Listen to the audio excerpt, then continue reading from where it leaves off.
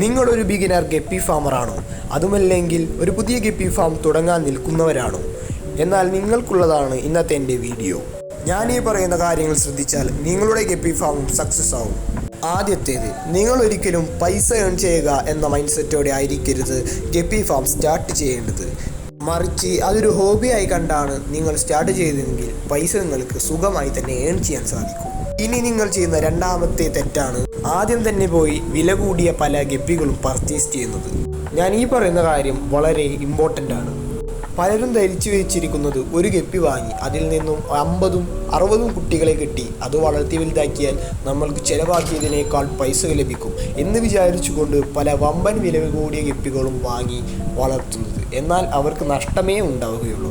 നിങ്ങൾ ആദ്യം ഒരു മീഡിയം റേഞ്ച്, അതായത് 100 to 200 വരെ പ്രൈസ് റേഞ്ചുള്ള ഗപ്പീസിനെ വാങ്ങി വളർത്തി വലുതാക്കി നോക്കുക. എന്നിട്ട് മാത്രം വലുതിലേക്ക് കടക്കുക.